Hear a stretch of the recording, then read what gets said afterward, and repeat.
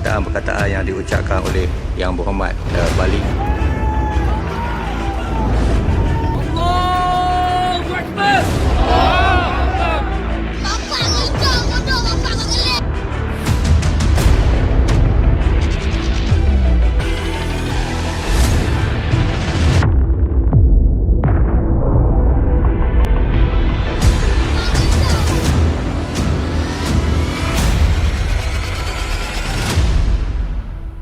Assalamualaikum dan selamat pagi dalam rancangan Selamat Pagi di Malaysia.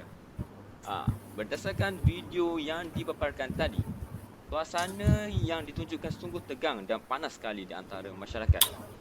Isu perpaduan dan integrasi bukan sahaja berlaku pada masa sekarang atau 5 tahun dan 10 tahun yang lalu di negara kita, tapi sudah berlaku pada tahun 90-an, iaitu peristiwa 13 Mei 1969. Peristiwa yang mengayak hati masyarakat di Malaysia di mana melibatkan 186 kematian, 436 kecederaan, 39 dilaporkan hilang dan 9,143 pula ditahan serta 211 kenderaan musnah ketika itu. Jadi, pada hari ini, saya bersama dua orang tetamu khas yang berpengalaman dalam hal perpaduan dan integrasi di negara kita, iaitu Cikgu Muhammad Nur Tawakal selaku Guru Disiplin SMK Teluk Mas, Melaka. Assalamualaikum, sihat Cikgu? Waalaikumsalam. Alhamdulillah sihat. Alhamdulillah. Dan ditemani juga pada hari ini iaitu Profesor Maria Muhammad Zafri Hilman selaku pensyarah UKM yang telah berpengalaman 5 tahun dalam bidang sosial budaya. Sihat Cikgu? Alhamdulillah. Sihat saja Encik Izzuddin. Alhamdulillah.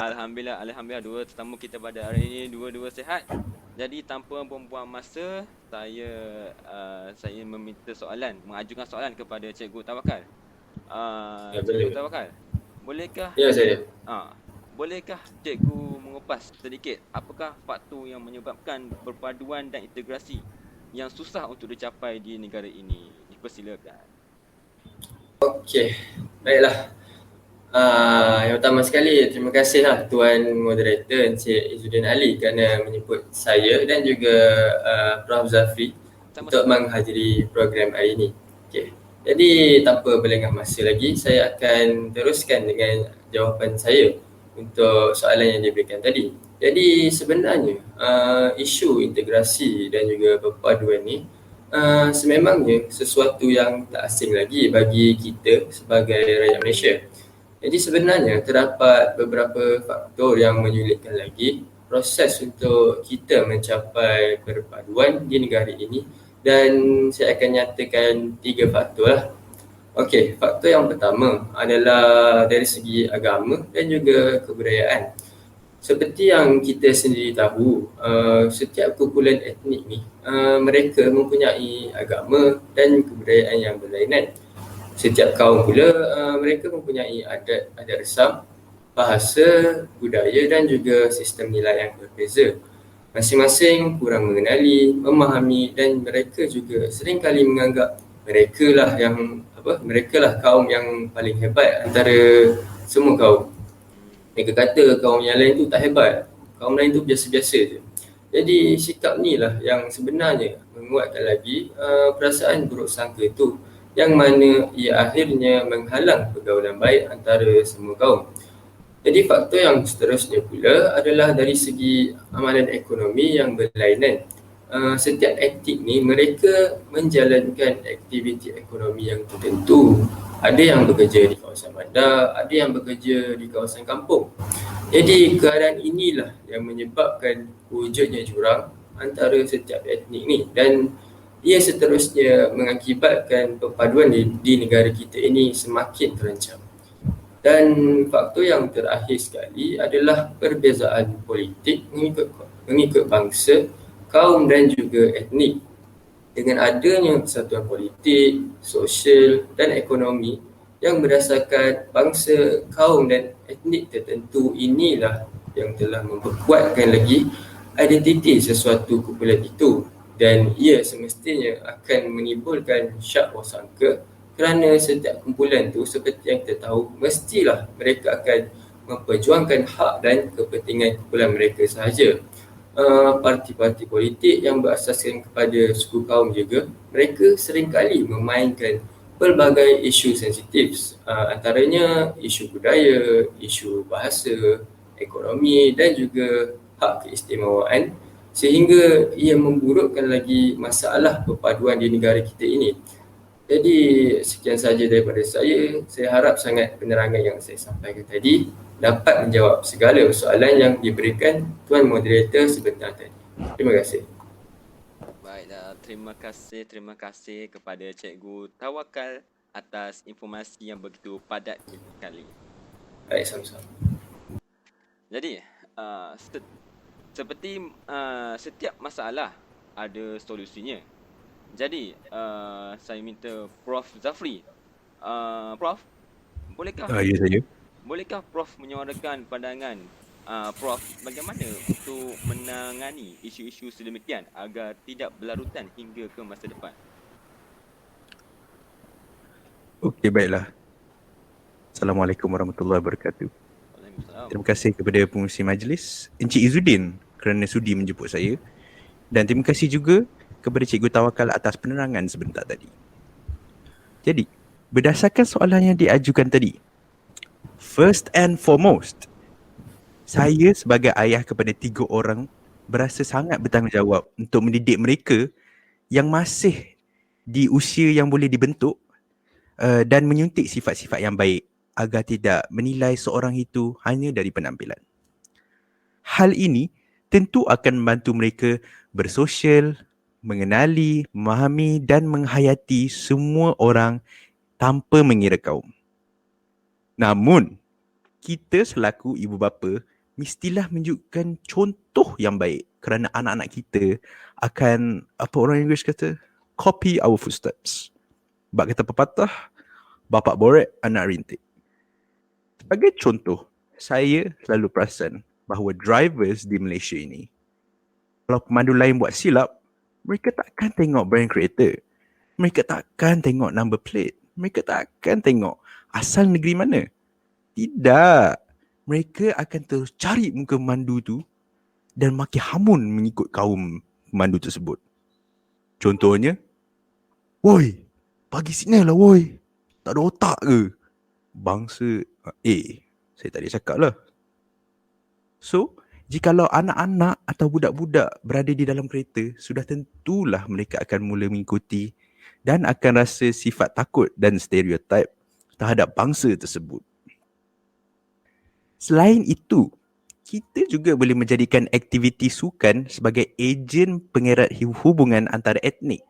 Kita boleh lihat bahawa negara kita telah mencapai kecemerlangan dalam bidang sukan hingga ke peringkat antarabangsa. Contohnya, sukan squash, badminton, berenang dan sebagainya. Aktiviti sebegini sudah tentunya boleh merapatkan hubungan kita dengan membangkitkan semangat tolong-menolong, semangat setia kawan dan saling percaya-mempercayai antara satu sama lain daripada orang yang pelbagai kaum. Akhir sekali, kita sebagai rakyat Malaysia, negara Malaysia, negara kita ni yang paling terkenal dengan negara aman damai serta mempunyai banyak kaum. Negara tu. Kita sendiri mesti menunjukkan keikhlasan dalam menjalani hubungan dengan jiran dan juga anggota masyarakat yang berbeza warna, kulit, kebudayaan dan juga agama. Dengan mengamalkan sikap kekitaan ini, kita sebenarnya mewujudkan satu suasana hidup yang baik dan boleh menguntungkan kita semua. Di samping kita dapat memelihara soal keselamatan hidup setempat. Lama-kelamaan, insya-Allah segala benteng prasangka dan prejudis yang bersarang di dada kita tentu dapat dirobohkan. Sekian saja daripada saya. Terima kasih. Terima kasih Prof Zafri atas pandangan yang begitu semangat sekali serta dan cukup jelas dan terang sekali itu tadi. Manakala kita sudah hampir ke penghujung segmen, soalan terakhir, ringkas dan padat. Jadi, Cikgu Tawakal, apakah harapan cikgu selaku pendidik kepada pelajar-pelajar di luar sana tentang isu yang kita bahaskan sekarang? Okey, terima kasih lagi sekali Encik Izzuddin atas soalan itu ya. Jadi pendapat saya sendirilah sebagai seorang pendidik ataupun cikgu terhadap semua pelajar di luar sana, ringkas dan padat jawapannya. Jadi harapan saya adalah pelajar-pelajar haruslah bersifat lebih terbuka ketika berkawan dan tidak hanya memilih sesetengah kaum atau agama sahaja untuk jadikan sebagai kawan. Jadi dengan ini saya rasa barulah perpaduan dan juga integrasi dalam kalangan rakyat Malaysia ni akan tercapai. Jadi itu sahaja jawapan saya. Terima kasih. Terima kasih Cikgu Tawakal. Bagi untuk Prof Zafri pula, seperti mana kita tahu, Prof Zafri sudah berkeluarga dan dikurniakan 3 orang anak. Alhamdulillah. Jadi selaku seorang bapa, apakah harapan Prof kepada ibu bapa di luar sana dalam mendidik anak-anak mereka? Baik. Terima kasih. Baiklah, secara ringkasnya, harapan saya terhadap ibu bapa di luar sana adalah supaya sentiasa menjaga tingkah laku. Seperti yang saya mention tadi, agar anak-anak dapat menerapkan sifat dan kelakuan yang baik daripada ibu bapa ni sendiri. Dengan demikian, maka terjaminlah masa depan generasi yang akan datang yang tiada isu resis dan kebalahan kaum atau didikan yang baik pada waktu kecil. Itu saja daripada saya. Terima kasih. Terima kasih. Memang begitu padat sekali. Jadi masyarakat di luar sana, seperti yang kita sudah dengar sebentar tadi, isu-isu perpaduan di Malaysia merupakan isu yang sangat besar dan sensitif di kalangan masyarakat kita. Jadi saya berharap agar masyarakat di Malaysia yang berbilang kaum, bangsa dan agama dapat mengambil iktibar daripada isu-isu ini bagi membentuk masyarakat Malaysia yang harmoni. Petang hari pergi ke pekan, pulang membawa sebungkus laksa. Hidup muhibah perlu diamalkan di negara Malaysia berbilang bangsa. Sekian, terima kasih dan Assalamualaikum dan juga selamat pagi. We love you, Malaysia.